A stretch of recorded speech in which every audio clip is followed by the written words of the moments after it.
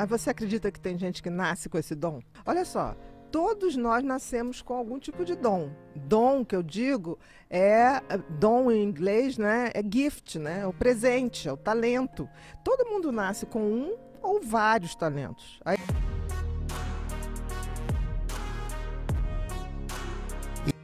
Educação ou ambiente ou vai fazer aquilo frutificar ou vai liquidar. Mas tem gente que tem isso. É louco isso, né? Não, eu acho Você fascinante. Então, por exemplo, pessoal de legal. produção. Pessoal de produção é o cara apto para resolver problema, fazer chover no deserto, não vai ter sol, acha um sol, entendeu?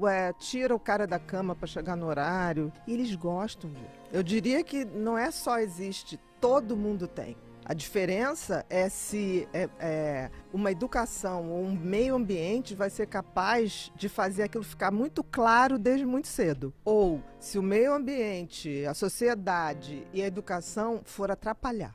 Todo mundo nasce com dom.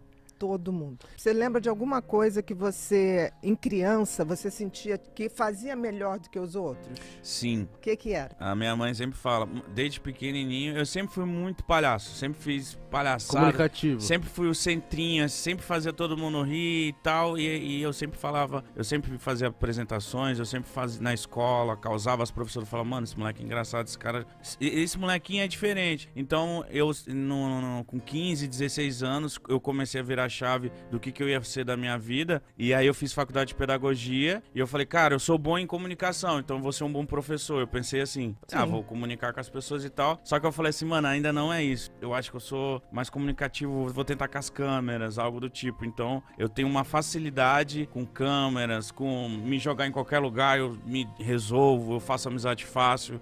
Isso pra mim, não sei se é um dom, mas isso é um dom. Que me trouxe aqui hoje. Thiago, isso é um dom. E é tão interessante porque se você observa uma criança muito cedo, os dons estão lá. É que depois fica assim, para com essa palhaçada. Vamos supor que você tivesse uma mãe e falasse, cala a boca, cara. Não, meus pais pilhavam eu pra fazer palhaçada. Tá, mas vamos supor que você tivesse pais e falasse assim, você não vai ser nada na vida, fica quieto, se comporta, fecha a boca. Mas é o que a maioria acontece, porque os dons estão lá. Verdade. Entendeu? Então é o que eu digo, uma educação não cria um dom, ou potencializa ou aniquila.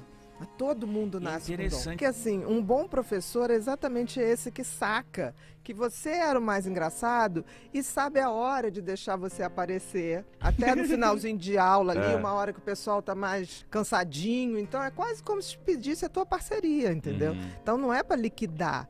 É pelo contrário, para jogar para cima. E durante muito tempo a gente teve aquela coisa, estou falando muito tempo porque eu sou de uma geração que era assim, você vai fazer o quê? Você vai ser funcionário do Banco do Brasil, se você não quiser fazer faculdade, você vai fazer medicina, direito ou engenharia. Porque fora disso diziam assim, vai se dar mal. Estava surgindo na época, na PUC, ciências da computação, mas aquilo era uns troços estranhos, né? Que porra é essa? Sim, era aquele cara que não deu para engenharia, mas gostava de uma linguagem diferente.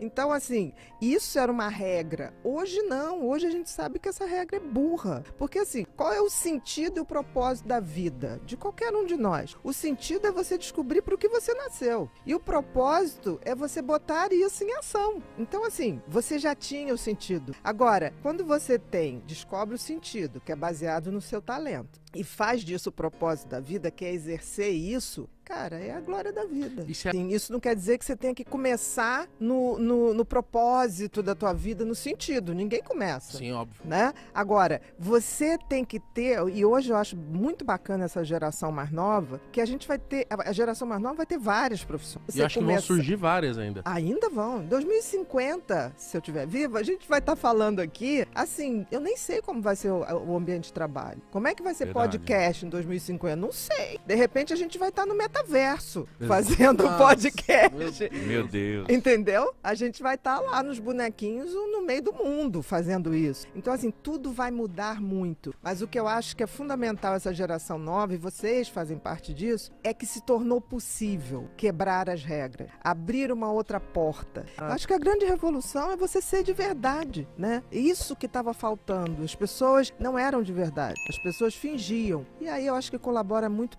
não para adoecer adoecer em si, mas para ser o gatilho de um adoecimento. Porque da mesma maneira que a gente nasce com dom, a gente traz uma genética também para adoecer. Então, né? Que pode passar a vida inteira sem se manifestar. Por exemplo, eu tenho déficit de atenção, que é uma hiperatividade mental. Se eu for adoecer, eu sei que eu vou adoecer ou de excesso de ansiedade, tipo ansiedade generalizada, síndrome do pânico, ou de exaustão mental. Porque eu sou uma pessoa que eu tô sempre pensando em alguma coisa. Eu para não esquecer o que eu pensei, eu tenho que estar anotando. Então, eu nunca tive depressão, mas eu já tive exaustão. De a cabeça não parar. Isso.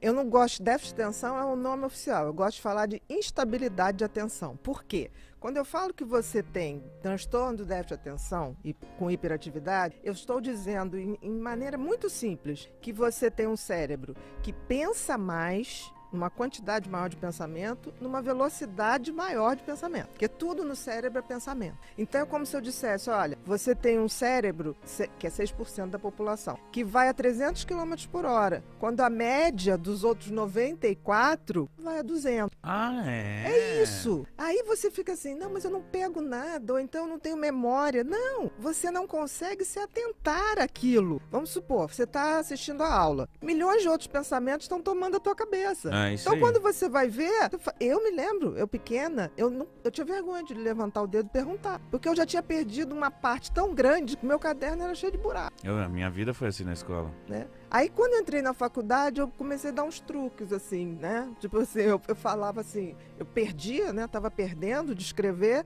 aí eu levantava o dedo e falava, professor, por favor, repete, não entendi esse finalzinho. Não era o finalzinho, eu queria que ele repetisse tudo. O cérebro fez uma coisa que é tipo assim, visão do todo. Você pega pequenas informações, joga e o teu cérebro conecta. O lobo frontal é o grande maestro da orquestra cérebro. O que é maestro da orquestra cérebro? Tudo no cérebro é pensamento. Então é ele que dá a velocidade e a quantidade de pensamento. Então quando você não consegue prestar atenção numa coisa, é porque teu lobo frontal não está conseguindo filtrar o excesso de pensamento e falar assim, presta atenção aqui. Não, ele fica...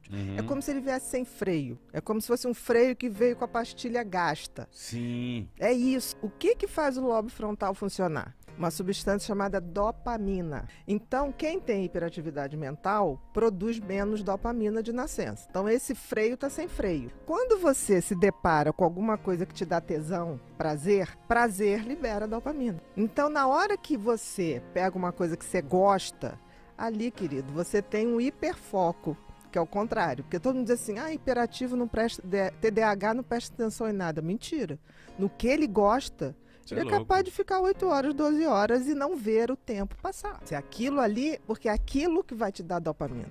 O que dá dopamina na vida? É ou isso, tesão por alguma coisa, ou sexo, ou vícios de substâncias ou de comportamento. Que bom que a gente vai ter vício num assunto, né? Sim. E é tão interessante que a gente esquece que o cérebro é o computador central, né? Não adianta você cuidar de tudo se ele não tiver bacana, ele descoordena. E tem uma coisa muito interessante, porque nós não somos o nosso cérebro. Nós somos a consciência que, quando tem conhecimento, vê esse cérebro funcionar. Porque se você pensar, se a gente fosse só cérebro, o cérebro é uma máquina maravilhosa. Maravilhosa. Nós estamos aqui conversando, ele está produzindo o xixi que a gente vai fazer, ele está fazendo digestão, ele está botando meu batimento cardíaco direitinho, ele está fazendo digestão do que você come, ele está preparando as fezes que você vai fazer, ele está trocando meu oxigênio lá no pulmão.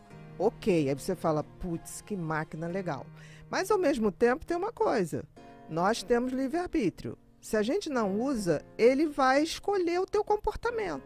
Se você não tiver autoconhecimento para, tipo assim, eu tenho essa tendência, então tem que me cuidar aqui, senão vou bailar na curva, ele toma as atitudes por ele. O que o cérebro, essa máquina, apesar da gente estar muito evoluído, a máquina cérebro ainda é como se fosse nos homens primitivos, nos primeiros homo sapiens. O que o cérebro se destina sempre? Sobrevivência e busca de prazer. Sobrevivência, porque se ele não tivesse pensado nisso, a gente não tinha virado a espécie dominante do planeta. Então a gente precisava. E prazer, por quê? Porque a gente tinha que transar, senão a gente não reproduzia a espécie.